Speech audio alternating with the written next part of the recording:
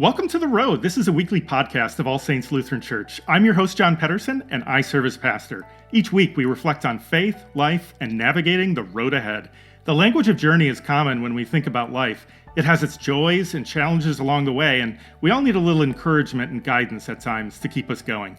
There's a word in the Bible, asphalia, which means truth, but it's the same root word we use in English for asphalt, if you can believe that. It's a solid surface that makes travel easier and more assured.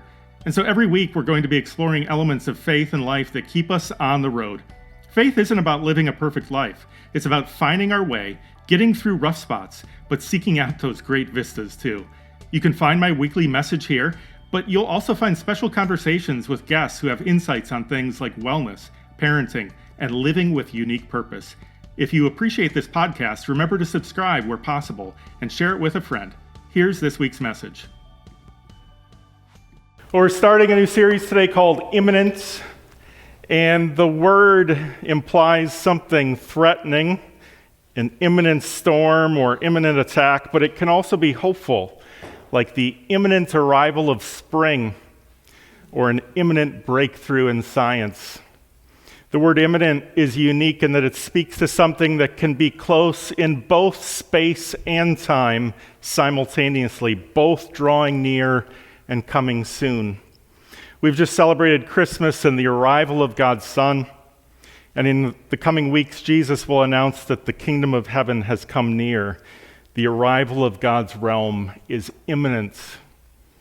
In today's gospel, we witness the baptism of Jesus, and Matthew says, when Jesus had been baptized, just as he came up from the water, suddenly the heavens were opened to him, and he saw God's Spirit descending like a dove and alighting on him. Matthew's description of the heavens opening sounds gentle. Mark, in his account, says the heavens were torn open, ripped open, and the Spirit descended. However you describe it, a portal has opened. The separation between heaven and earth has been breached. What would that be like? Have you ever walked in the fog before? Have you walked on top of a hill or a mountain where the earth touched the sky and something about the air felt electric? Have you sensed something sacred in that time and place, or perhaps in another experience or place? The Celts had a name for those places or experiences when it seemed that heaven and earth were almost touching. They called them thin places. Perhaps they weren't quite touching, but it's as if you could see through to heaven and God's realm or feel it somehow. In today's story, the kingdom of heaven has come near, and it has come to rest in Jesus. What is God like? Should we be comforted or afraid of this opening in the heavens? Perhaps part of that answer can be found in whether the nature of Jesus and his mercy and compassion is something we welcome or oppose. Is this glimpse into heaven and the holy grace and peace that God offers something we embrace? As the heavens are opened and we see what is divine, our own hearts are opened for view as well. As Simeon later says at the temple when Jesus is presented as a child, this child is destined to be a sign that will be spoken against, so that the thoughts of many hearts will be revealed. Do we embrace the love of God and neighbor, or do we embrace something else? There are turning points in our world and in history in which it seems as though a portal has been opened, but not a portal to heaven. It's not a glimpse into the holy, but a glimpse into something else entirely. Some might wonder if we're living in one of those times now. Those of you who have listened to me long enough know I don't exactly wear my emotions on my sleeves. Occasionally. But I channel them into my thoughts and what I share with you. I can tell you, though, that I've had a lot of emotions this past week. I don't want to pour those out here, but I also don't want to hide them from you. The events of this past week have left me angry and frustrated. There is always room, to be clear, for conversation and differences on the best policies for the challenges of our age. But this week I watched videos taken by fellow neighbors at a local Target store where U.S. citizens were apprehended for looking wrong. I saw footage of agents dispersing chemical agents outside a school and tackling people. Parents, teachers, and children being apprehended. People taken off streets regardless of whether they identify themselves as citizens or not, and they are held with no notice to family or friends. They simply vanish. Churches are sharing about these experiences of people they know disappearing. The only record comes from random neighbors taking out cell phones and asking for their names as they are stuffed into vehicles. Some citizens here and elsewhere have reported being released after a few days, perhaps, of being detained with no reasons given, no constitutional rights extended to them. Imagine the treatment of those whose documentation is less certain, who also have rights. In many cases, those detaining them seem confused and can't even say why they're detaining people. They have quotas to meet. At this point, imposing fear, domination, and despair has been the explicit stated goal. One man in a recent interview reflected on being detained this past summer in California.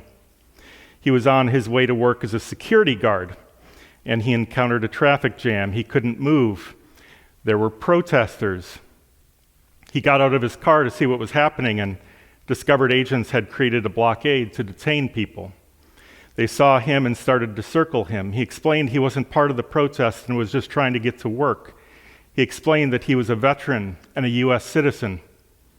He got back into his car and they started trying to open his car doors and to apprehend him. They employed tear gas and he was choking inside of his car. They smashed in his window and hauled him off. He was detained for 3 days and 3 nights, missing his daughter's birthday party. He wasn't allowed to contact anyone or meet with a lawyer. After 3 days, he was eventually told he could go. No reasons were given for his detention or his release. No recourse. I share this in case you wonder why people are protesting and refuse to be silent and to defend our common constitutional rights. And no, I didn't even mention the brutal murder of Renee Good, only to be called a female dog in crass language after her death. The use of a subhuman term was revealing. At the same time as our shared norms and values are being shattered at home, international relationships, including those with longtime allies, are now governed by exploitation and domination of any perceived as weak. Dark voices speak of love for authoritarian leaders of the past and present, and the elimination of international law as well, and the value of only one man's judgments. I could say so much more, but I will only repeat. First they came. Today's gospel shares the story of Jesus being baptized. Jesus came from Galilee to John at the Jordan to be baptized by him. John would have prevented him, saying, "I need to be baptized by you, and do you come to me?" But Jesus answered him, "Let it be so now, for it is proper for us in this way to fulfill all righteousness." Baptisms in the Jewish tradition were most often done by immersion in a mikveh, or ritual bath, and were practiced as a form of purification. These were not one-time cleansings, but repeated when necessary. And I think perhaps we all need a kind of spiritual cleansing today. We have all been debased. At first, John the Baptist does not want to baptize Jesus because it seems out of order. But this is just among his first acts of humility and a sign of his own spiritual commitment. And then the heavens open, and a voice from the heavens said, "This is my Son, the beloved, with whom I am well pleased." It's a message from heaven. It's an alert that we should pay attention to this one. There's a model of holiness to be seen and honored and followed. I myself am grateful for this kind of vision. I pray for the heavens to open today and bring this goodness and hope to all of us. As I was reflecting on the series and the scripture readings we'll be covering between now and the start of Lent, I kept thinking about this image of God's presence and kingdom coming near and surrounding us. We are standing in our own thin place today when heaven and earth are coming together. Perhaps our imminent situation seems threatening now, and yet God is showing himself to us in our neighbors, especially those he speaks about in Matthew 25, who are the least among us. There is an opportunity in this moment. How we treat them and talk about them will open a window into our own souls and who we belong to and who we follow. I was drawn to the image we ended up with for this series because it captures that kind of symbolic coming together of heavens and earth. And I was reminded of my time in college in Northfield, which was situated on a hill. And like many high spots, fog is more common. And I grew to love walking through the fog at night. There was a kind of mystery and possibility in it. Most of my time in college was spent as a political science major. I eventually spent time in DC and St. Paul. But it wasn't until my last semester that I finally decided maybe I should take a public speaking class. Maybe it'll come in handy someday, who knows? And the first speeches I gave in class were, as the major I'd adopted, more like political and policy oriented. And they were fine, but people in the class said, come on, you should really try something else. And so I chose from a list of topics that were provided, and I decided to give a farewell speech. And I made it a farewell speech to St. Olaf. And it was 180 degrees from what I'd been doing, and I spoke about the people who had impacted me and made me laugh, and about walking through the fog at night, and the experience of those 4 years. And there was a kind of poetic quality to it because I had also focused on creative writing during my time there. And by the end, I looked out and I was surprised to see smiles and some tears. And maybe that was part of the road to realizing that there was more than one way to help bring hope and change. And it drew out the creative and faithful part of me that had always been there along the way. And perhaps there is more in each of us that we can draw from at any given time.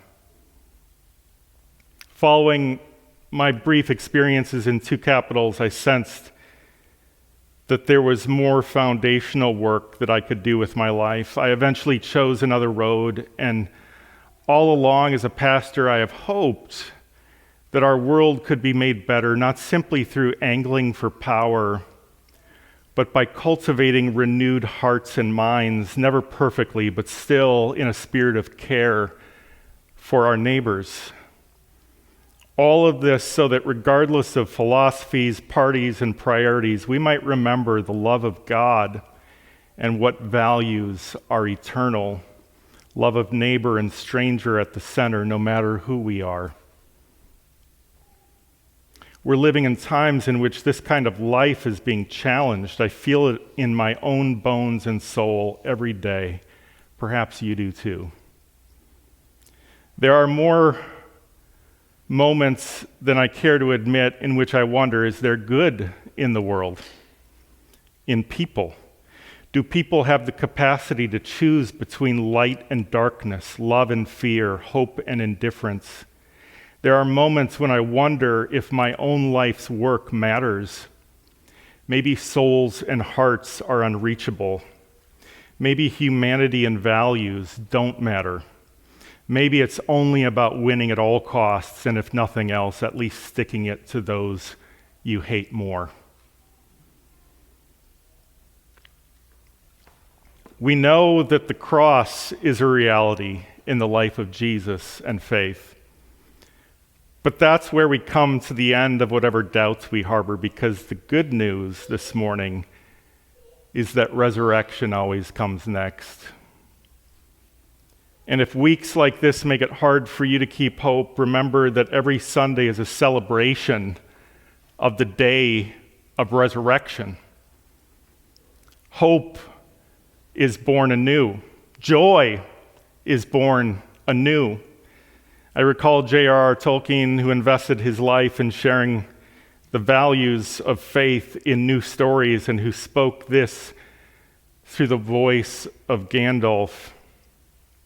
In the end, it's only a passing thing, this shadow. Even darkness must pass. A new day will come, and when the sun shines, it will shine out the clearer. And so I ask you if along with me you will have hope, if you will stare into the abyss and choose to do better, if you will commit yourselves to a better way in beliefs and actions. None of us can go it alone, but we can continue on this way together and with neighbors and strangers, those like us and those not like us. A shared humanity and a care for one another. This is the ethic that Jesus taught us. Perhaps in waking up the darkest realms, we can finally see the contrasting light with new clarity. Heaven also has opened, and the voice from heaven says, "This is my Son, the beloved. With him I am well pleased." And so about this child of heaven, we must contemplate his compassion and love for us and every neighbor and ask, are we pleased with him too? Are we pleased with the character and nature of Jesus and his way of truth and grace? And will we follow? We must decide, lest others decide for us. Amen. That's this week's message. You don't have to navigate the road ahead alone. You can join with others at All Saints. Visit allsaintsmtka.org for more information. Have a great week.